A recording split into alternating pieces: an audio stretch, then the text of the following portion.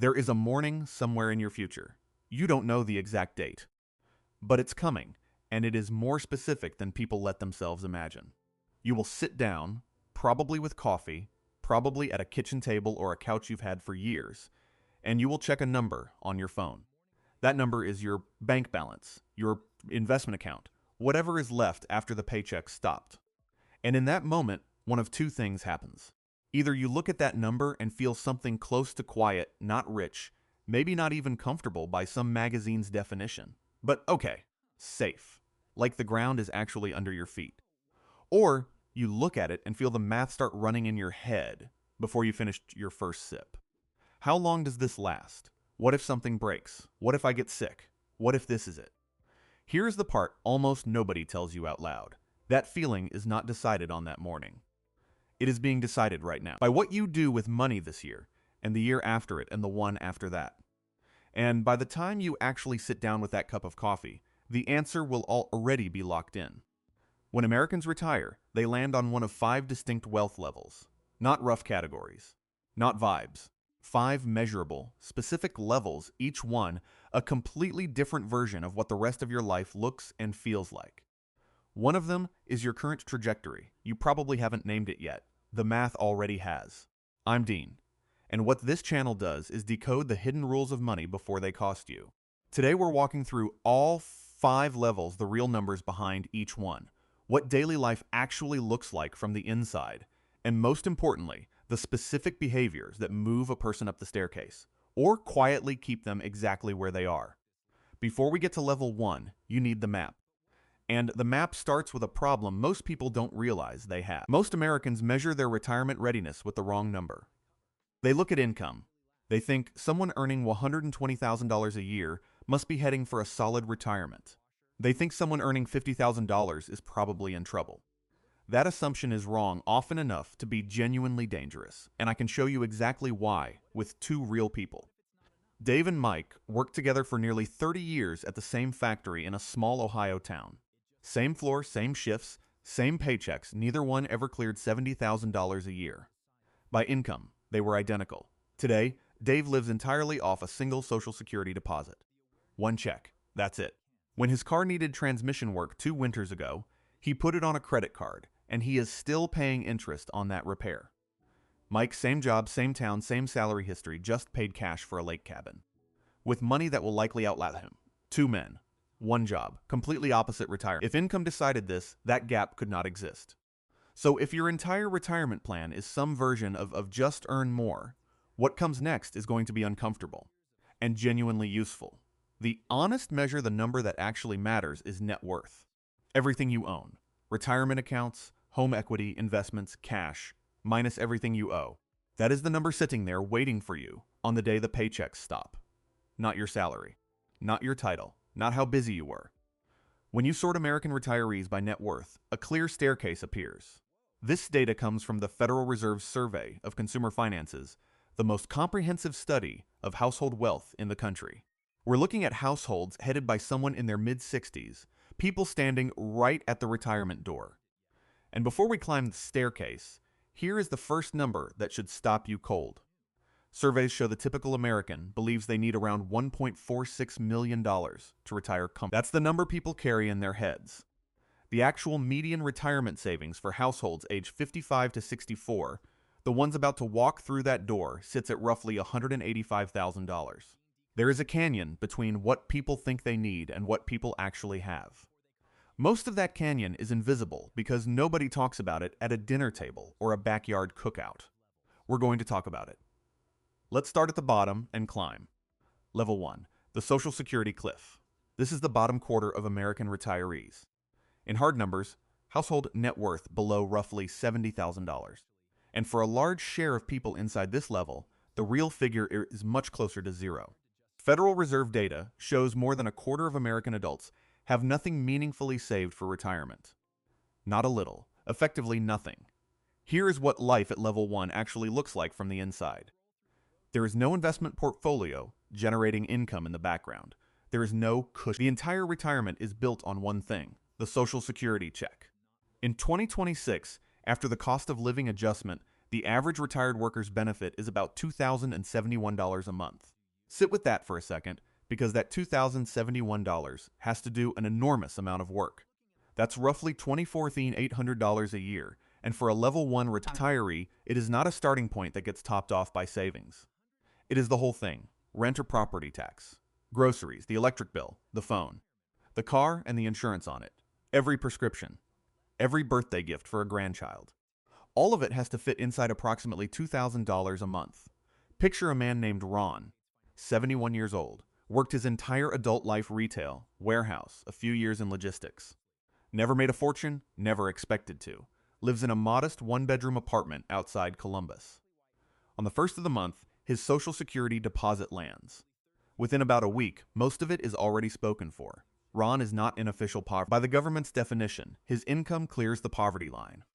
But he is living in what economists call precarity, the condition where there is no daylight between income and expenses, and any surprise becomes a genuine crisis. A dental problem, a rent increase, a new pair of glasses. Each one forces a choice between necessities, not between luxuries. Now, here is a detail about 2026 that makes level 1 even harder. And this is the kind of thing the headline never tells you. Social Security gave retirees a 2.5% cost of living raise this year. That sounds like relief. But the Medicare Part B premium also increased, climbing to around $185 a month, and because that premium is deducted directly from the Social Security check before it ever reaches the bank account, a significant slice of the raise disappeared before Ron saw a dollar of it. The headline said his income went up. The reality landing in his account told a different story. For someone with no other money, the gap between the headline number and the actual deposit is the difference between a slightly easier month and the same hard month as always. So how does a person end up at level 1? Almost never through one dramatic mistake. It is almost always a sequence of small, understandable delays, each one reasonable on its own, each one quietly compounding into a larger problem. The most powerful one is simply never starting. A person who sets aside $200 a month beginning at 25 will retire with dramatically more than someone who saves $400 a month starting at 45. Not because they saved more money, they saved less, but because the early dollars get decades to compound and the late dollars do not. Your 20s feel like the decade when retirement can wait. They are actually the decade that matters most. The second path onto level 1 is cashing out. When people change jobs, and most Americans change jobs, many times a surprisingly large share empty their old retirement account instead of rolling it over. The cash feels real and useful. The long-term cost is invisible. A $15,000 cash out at 32 that would have compounded to $90,000 by retirement doesn't feel like a $75,000 loss. It feels like $15,000 in hand, right when you needed it. And if you found yourself thinking, I probably would have done the same thing, that reaction is exactly why this trap works. Level 1 is not built by careless people. It's built by normal people making individually reasonable decisions that never got corrected. If you're watching this and recognizing some of that pattern in your own story, stick with this. Because the behaviors that separate level 1 from level 2 are not complicated, and they compound just as powerfully in the right direction. Not because the people inside it did anything wrong, but because level 2 is the level that feels like enough right up until it isn't. And by the time a person realizes it isn't enough, the window to fix it has usually already closed. In numbers, level 2 is a household net worth somewhere between $70,000 and $400,000 at retirement. This is the middle of the American retirement staircase, the median, which means more Americans land here than anywhere else. And on the surface, it doesn't look like a trap at all. There's a home, usually, some savings, a 401a with a real balance in it, maybe a small pension if they were lucky with their employer. A level 2 retiree is not Ron. They are not surviving on one Social Security check with nothing underneath it. But here is where the trap springs. A household retiring with $300,000 in savings, Social Security, and a paid-off house feels secure in year 1, maybe year 2. Then the healthcare bill arrives not as a dramatic emergency, but as a slow structural cost that never goes away. A 2024 Fidelity estimate put the average healthcare expenses for a 65-year-old couple retiring today at roughly $330,000 over the course of retirement. That number does not include long-term care. It does not include dental, which Medicare largely does not cover. It is just the baseline, ongoing cost of getting older in America. A $300,000 retirement account and a $330,000 healthcare liability is not a comfortable retirement. It is a math problem with a bad answer. And the trap deepens because of how level 2 feels month to month.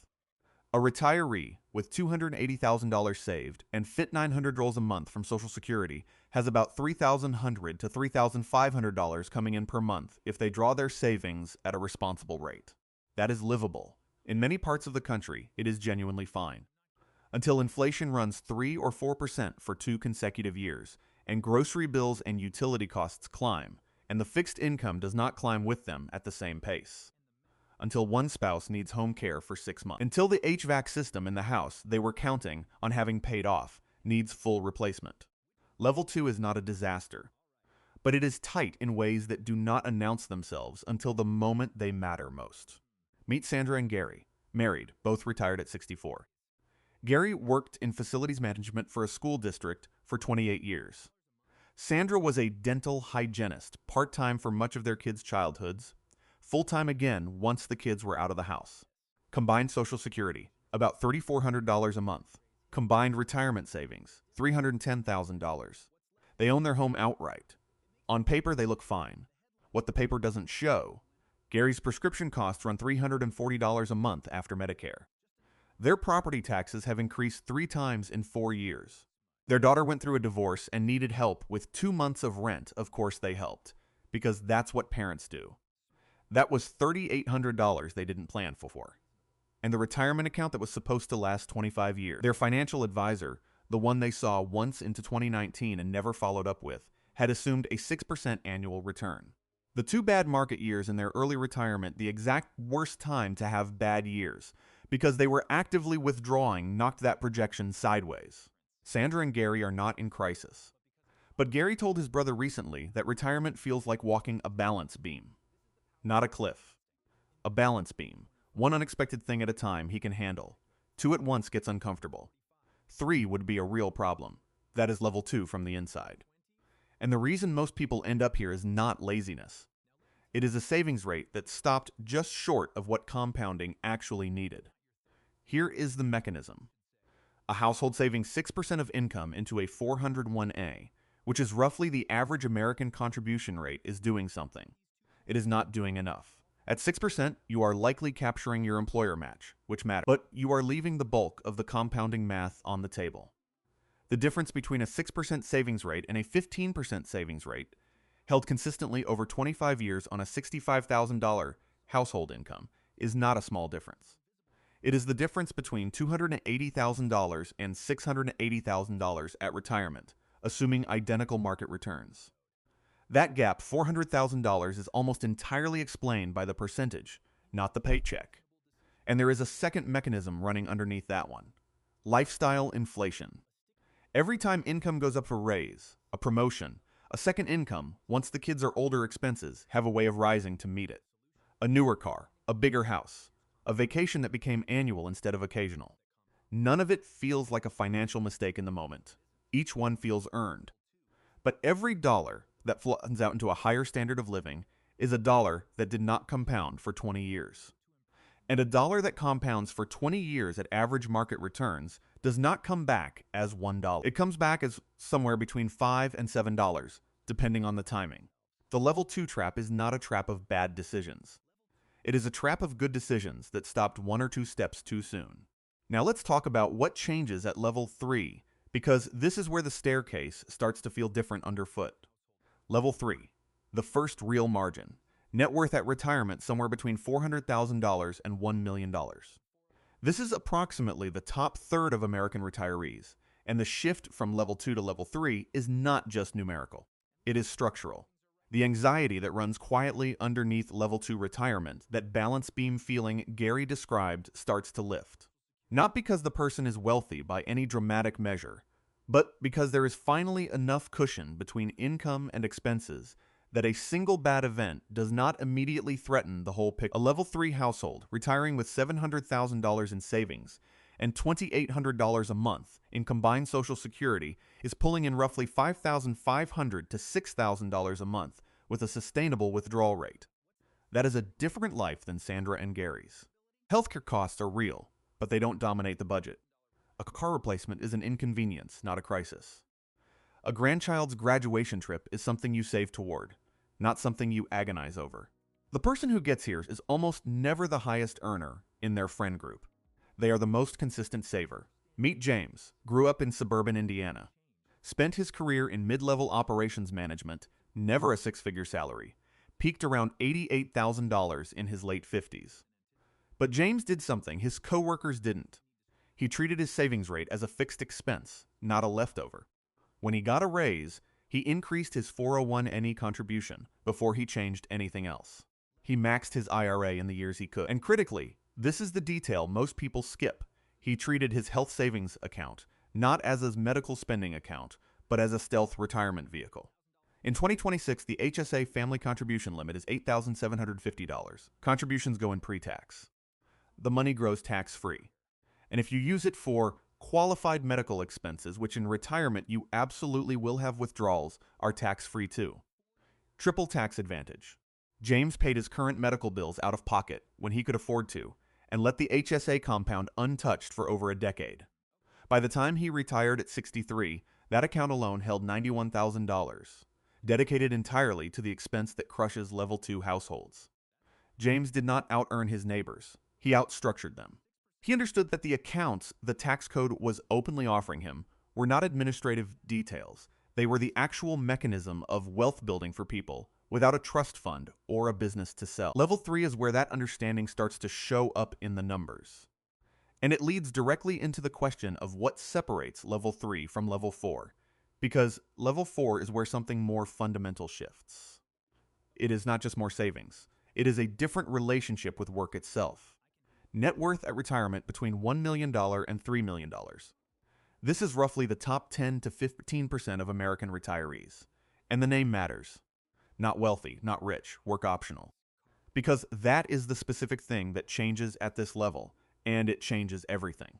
Below level 4, retirement is a date you hit because the body or the employer or the math says it's time. At level 4, retirement becomes a decision. You can keep working if the work still means something to you. You can stop if it doesn't. That choice, the actual freedom to choose, is something most Americans never get. They assume it is about income. It is not. It is about the gap between what your assets generate and what your life costs. When that gap is positive and wide enough to absorb real life, you are work optional. The paycheck becomes optional the moment the portfolio can do its job without it. A household at this level, retiring with $1.8 million in investments, a paid-off home, and $3,200 a month in Social Security is drawing perhaps $7,200 a month from savings at a conservative rate. Combined income around $1,000 a month. Healthcare is a line item, not a threat. Travel is real. Helping a child with a down payment is possible. A bad market year is uncomfortable on paper, but does not change the actual month-to-month life. What built this? Almost never one decision. It is a compounding of consistent behaviors over time, and there is one behavior at level 4 that separates it more than any other from the levels below. These households did not let their lifestyle consume their raises. That sounds simple. It is not easy because every raise comes with social pressure attached. The neighborhood your income can now afford. The car that fits the title on your business card. The vacation your colleagues assume you take. The kitchen renovation that seemed reasonable after the bonus. None of these feel like retirement decisions in the moment. They feel like life decisions. Normal ones, earned ones. But every dollar that goes into a higher fixed cost is a dollar that stops compounding. And the math on that is not gentle. A household that consistently redirects just half of every raise into retirement savings, instead of letting the full raise disappear into a higher lifestyle, can retire with $400,000 to $600,000 more than an identical household that doesn't. Same income, same career, half a raise, consistently redirected. That is the level 4 behavior. Not genius, not sacrifice, just a rule applied repeatedly. The other thing level 4 households consistently do, they walk into retirement without consumer debt. No car payment, no credit card balance carrying interest, no personal loan. Because consumer debt in retirement does not just cost money, it redefines what your income has to do. A $600 car payment on a fixed retirement income is not a $600 problem. It is a structural drain on the margin that was supposed to protect you from everything else. Now let's look at level 5, because this level deserves its own honest explanation. Not because most people watching will reach it, but because the logic of level 5 reveals something important that applies at every level below it. Level 5, the generational engine. Top 1% of American retirees. Household net worth at retirement above $13 million, often well above. And at this level, the conversation changes entirely. The question of running out of money is simply gone, not managed, gone. The wealth generates substantial income on its own dividends, rents, distributions, while the principal is barely touched. The focus shifts from funding a retirement to deciding what the money does after the person is no longer here. Foundations, investments in other people's businesses. Assets passed to children and grandchildren in structures designed to survive multiple generations. Here is the innate worth carrying. The path to level 5 is not just a larger version of the path to level 3 or 4. At some point, the engine changes completely. Levels 1 through 4 are built primarily by saving income. You earn a paycheck, you route a disciplined portion of it into investments, you let it compound. That works. It works beautifully. But it has a ceiling because your income has a ceiling, and your working years have a ceiling, and the math of compounding wages, however disciplined, has a natural limit. Level 5 is built by owning assets that compound without. The people here own businesses, sometimes several. They own real estate that other people pay rent on.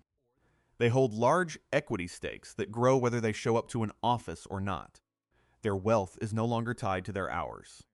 It is detached from their time, which means it can grow at a scale and speed that a salary, even a very large one, never reaches. And running silently alongside that, the tax structure. At level 5, income arrives primarily as long-term capital gains, which are taxed at a fundamentally lower rate than ordinary income.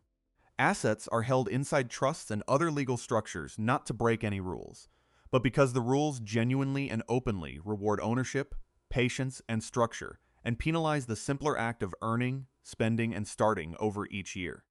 The level 5 household is not necessarily smarter than the level 3 household. It is playing a different game on a different board, and it knew that board exists. I'm not telling you this so you'll feel you need $13 million. You don't. That is not the point. I'm telling you because the principle scales all the way down.